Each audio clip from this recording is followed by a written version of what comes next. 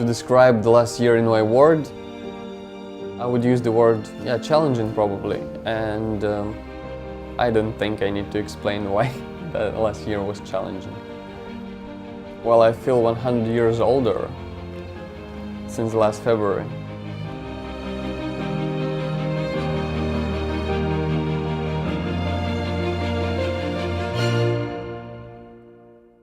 February was pretty good. I was going on with my heritage preservation activities and initiatives, most important of which was the protest against demolition of the exhibition center of Kiev.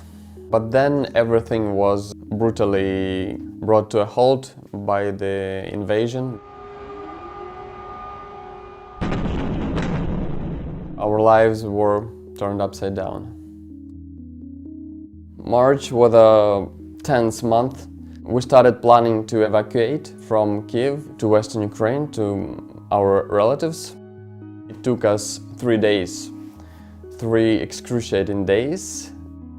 Found myself celebrating my birthday in the middle of nowhere in a kindergarten, having to sleep there because we didn't have fuel to finish our trip. That memory will stuck with me for a long time. April, I was settling down in Ivano-Frankivsk, trying to start a new life in a new city. May, I had to go back to Kiev and then had to start another life again. And I was traveling to neighboring cities that was brutally damaged to document it. Those are cities that I traveled to a few years ago to find what modernist artifacts there are. A lot of buildings were damaged beyond repair, but what struck me was this building that I took a picture of. The whole building burned down, except for the wall with a mosaic on it. And for me, it was symbolic that this mosaic as a symbol of our spirit of Ukrainians, that you can't break us, you can kill us, but you can't break our spirits. More grim things happened in June, and one of the darkest ones was the one you can see on a picture. It's a funeral of my friend. He joined the army and was dispatched to the front. Unfortunately, he was killed by a Russian bomb. I just couldn't look at his mother, who was just crushed by grief. July was mostly good. The intensity of Russian attacks became slightly less terrible, and we were able to feel a sense of normality. August was enthusiastic and eventful.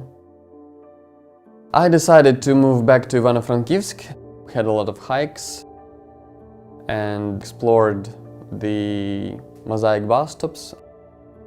Next month was October, when I finally resettled in Ivano-Frankivsk, socialized myself a little bit, and met a 75-year-old artist who made a lot of mosaics.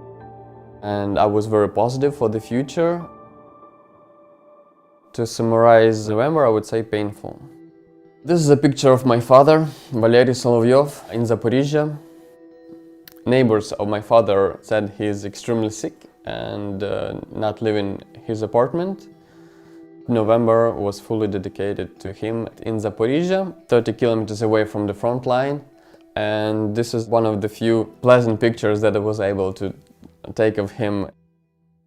December smashed me and I was sleeping all the time, apathetic and devoid of energy. You see the completely black, dark kitchen with this little lighter that works on batteries, with which we could illuminate our apartment during the very short and dark December days. Russians finally were able to partly break our spirit, because it was definitely excruciating to be in the dark all the time, in dark and cold. To summarize January, I would use the word hopeful. As the power situation got better, so was I, hoping to work fully in all the directions that I have: Instagram, restoration activities, tours. What are my hopes and dreams for the year ahead? Well, for the war to end, to freely travel across Ukraine, take pictures. I think I became more resilient, facing so many brutal challenges as every Ukrainian did. And I hope this will help to do my work better in the future and bring more good.